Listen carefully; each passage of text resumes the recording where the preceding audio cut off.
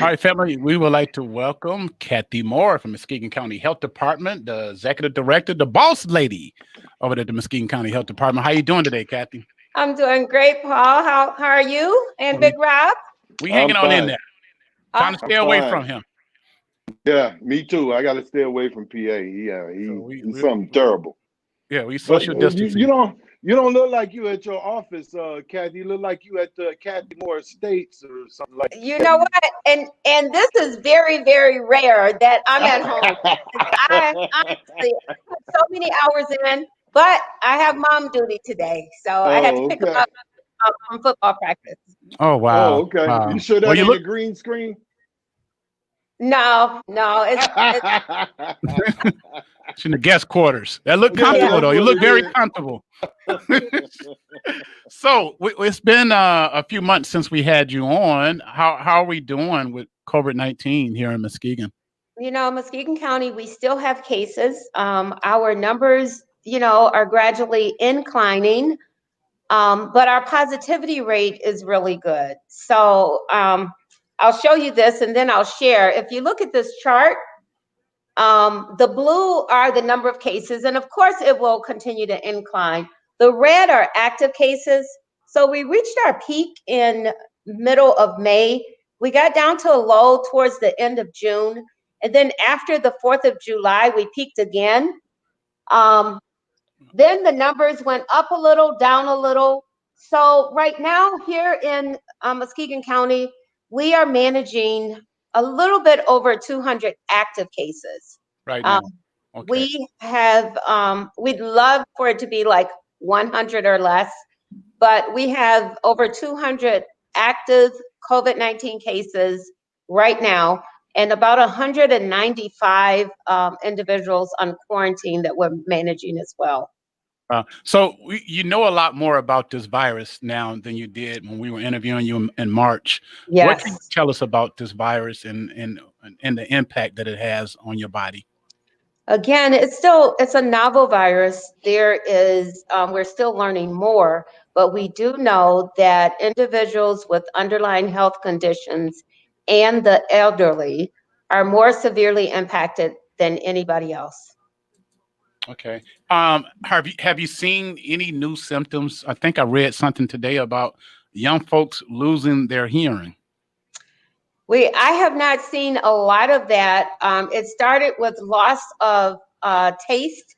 Now they've added loss of smell, and it could be hearing as well. Those are the sensory feelings. So, Wow. Where are people catching the virus at? What have you seen?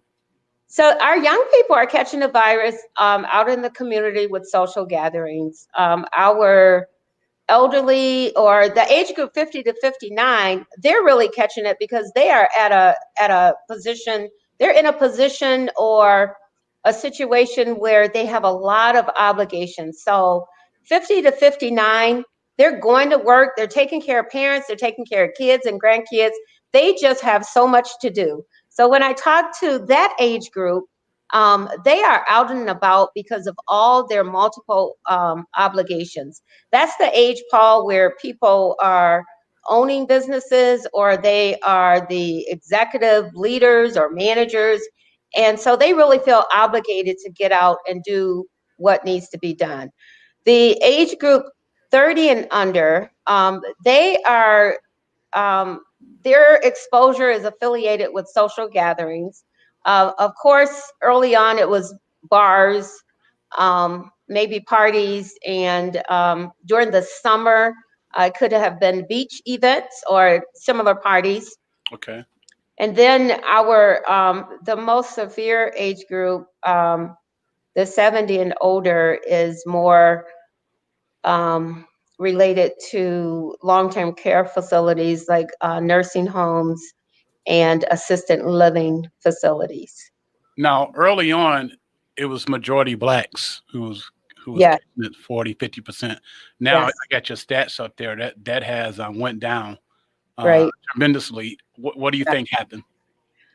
I think that, the early prevalence was, Black people that still had to go to work. They had jobs that required them to get out.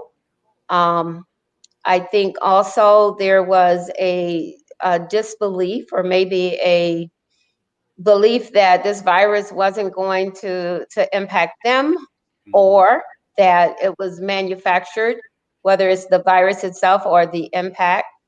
And I really give a lot of credit to our Black women. No discredit for you Black men, because you Ah, guys are wonderful. yeah. But We our expendable. We expendable. no, you guys are amazing. But the Black women really embraced this, and they really reiterated the message and helped educate people. Even, somebody stopped my husband in the convenience store and said, "You need that mask to cover your nose." It was an older Black woman, and I think he was offended, but it is what it is. And Right. I over time it has helped all of us stay safe, stay our distance as well. Wow. Now, what about Halloween, trick or treating, Halloween parties? What is your advisory on these types of events? So the very first, most important is, if anyone is sick, please don't pass out candy, because you'll be touching too many people, and the risk and the contact tracing is basically impossible. So the first thing, anybody that's feeling sick, please do not pass out candy.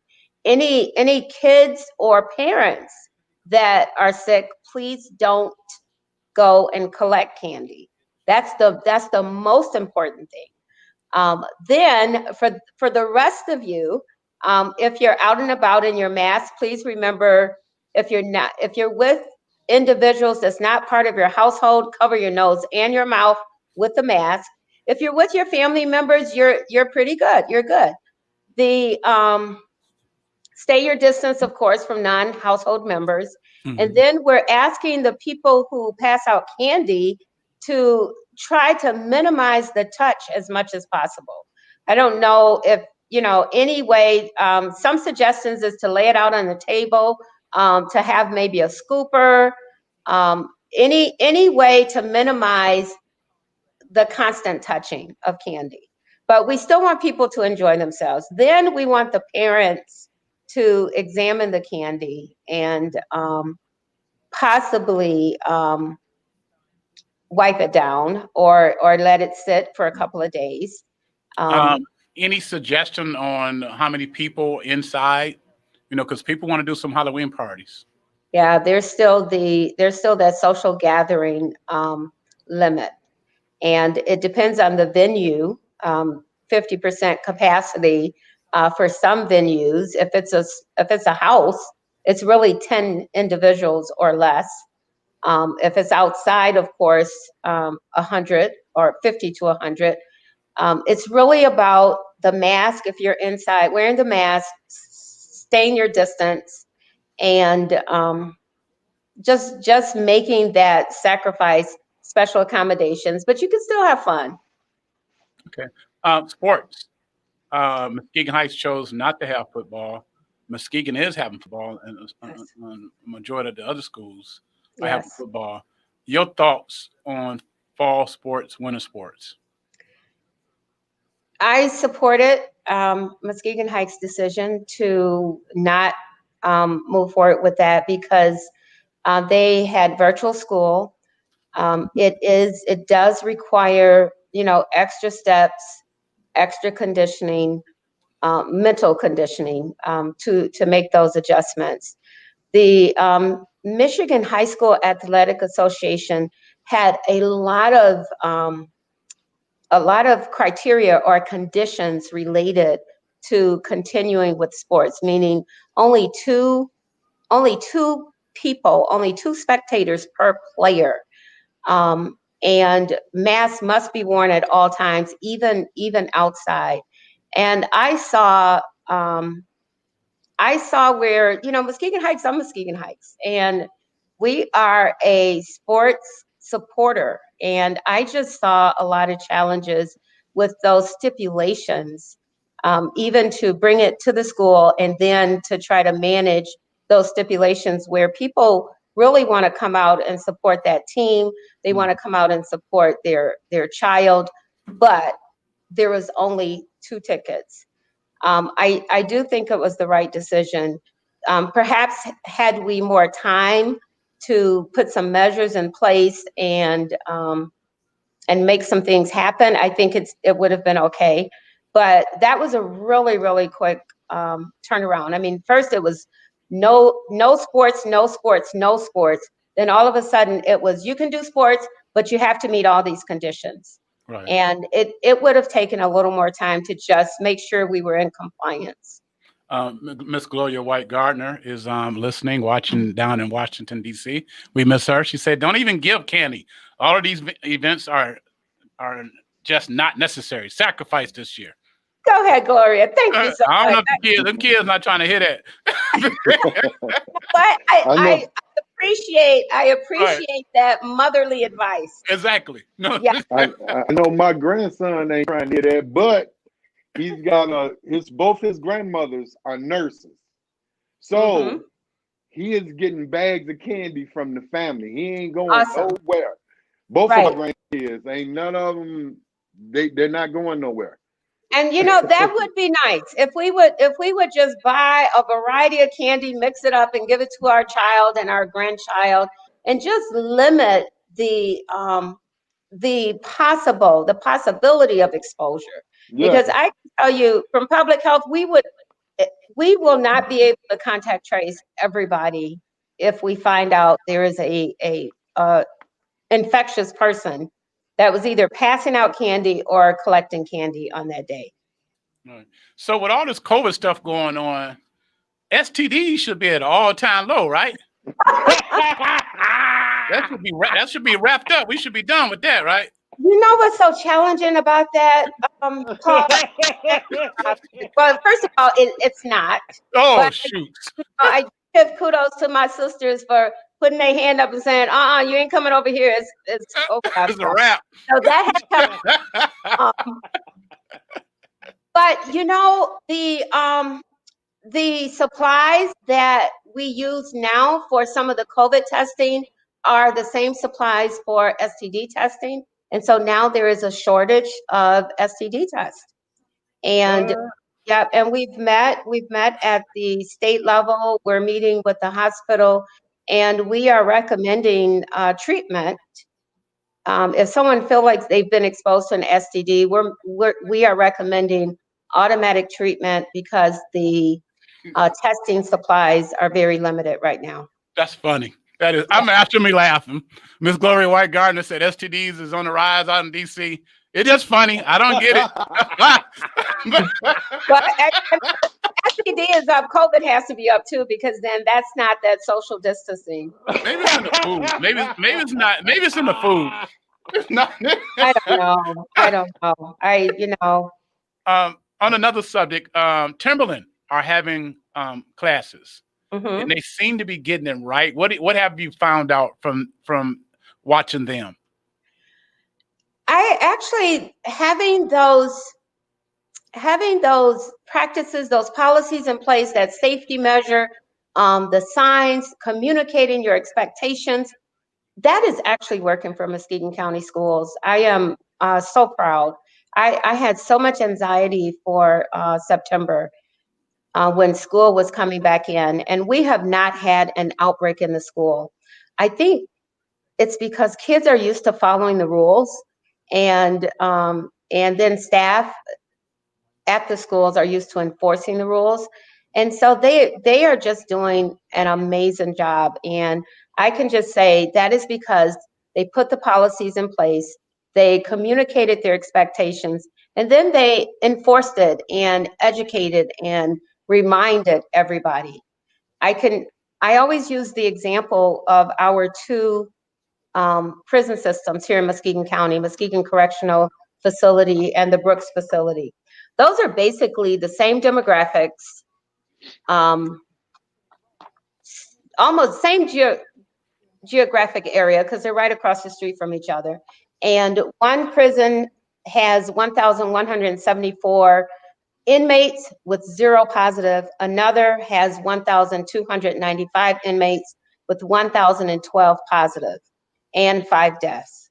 And the difference Whoa. is, yeah, the difference is really just having that policy and procedures in place prior, and just following it through. Man, Oh, did you hear that number she said? yeah, that's terrible, man. It's high. They got the same warden.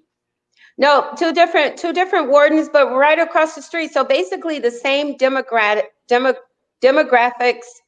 the same geography, and just a different approach. And I feel like things are under control now at both facilities, but The warden is a trumpet. The one warden was is a trumpet. definitely lagging in implementing some of those procedures. You didn't hear what I said. I said the warden is a trumpet. Then and whoever that warden was, a trumpet. We're not gonna do no social distancing over here. It's fake. It doesn't exist. And I can't comment on that, but I'm saying that Kathy not saying that, y'all. But whoever that warden is, they rocking with Trump on that one, on that decision. All right.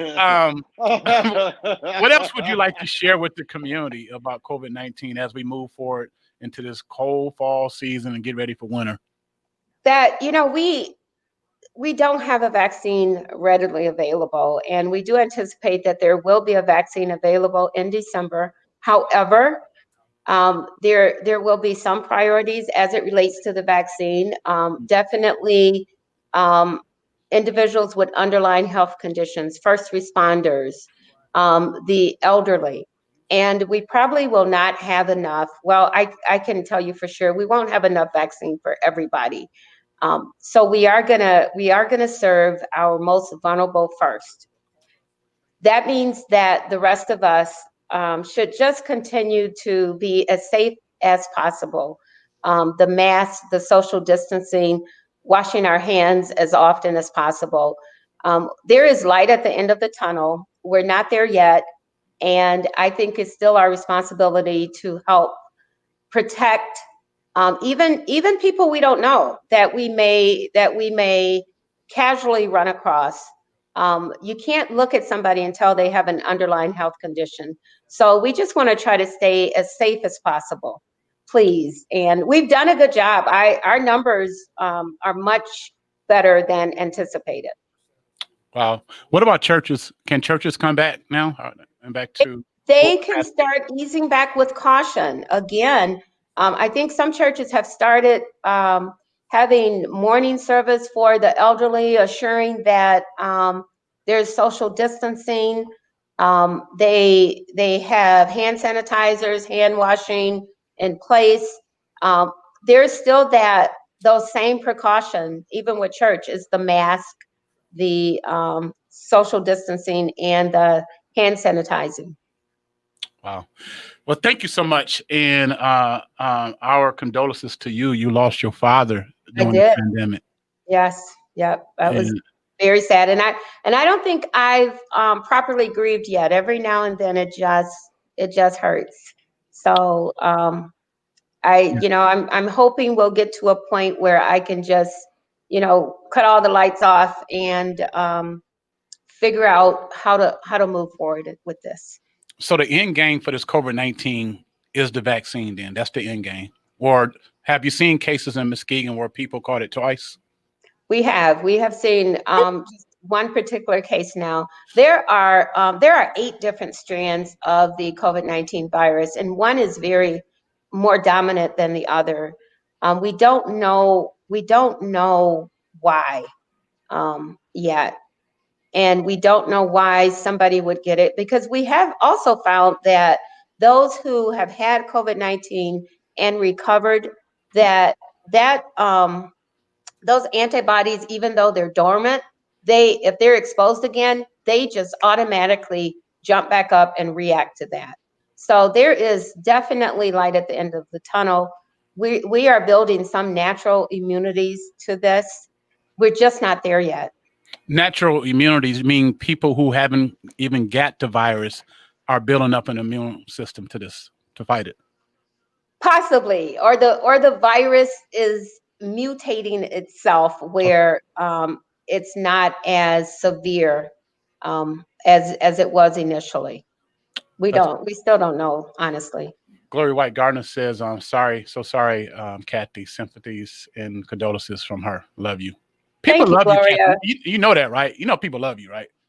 I don't, but I love people, so I appreciate the mutual respect. I miss Gloria White Gardner so much. Oh, you popular out here. They love you. You know, they popular out here in the streets. You are well respected. There's a song Jeezy got out that says, it's a song that talks about him allegedly leaving the hood, but he says, "I got the hood on my back." My back. Yes. You have the hood on your back. You have used your position at the health department to make the Black community better. I'm a prime example. When you did that health, we did that health TEDx type thing. So many ideas came out of that health summit for that whole summer. Yes, that was I awesome. dropped about 30 pounds, started working out. Now I can do 30 miles on the bike. Yeah. And I really think it changed my life. I saved it. And I think it's changed a lot of people. And Paul, we have to do more of that, because people want to hear peers. People want to hear stories from people that look like them. They want to know that they've experienced and this what to do. They don't need people to just preach to them and tell them what to do. They just want to hear everybody's experience. And then everybody is at a different point of readiness for change. And we just have to sort of open up our hearts and allow it to happen. You guys have been just amazing with getting the word out, especially to our urban residents about COVID, STD with the Brandon show. Amazing. Yes. We would not be where we are at public health without you guys. Well, we're teamwork. We're here together. Yes. Thank you so much. Maybe one day you invite me and Big Rob out to the mansion. We get chat. Somebody's gonna have to cook first, but yeah. Thank you so much for being available on this Monday afternoon. Guys. Okay, continue blessings. Okay. Yeah. Okay. Bye-bye.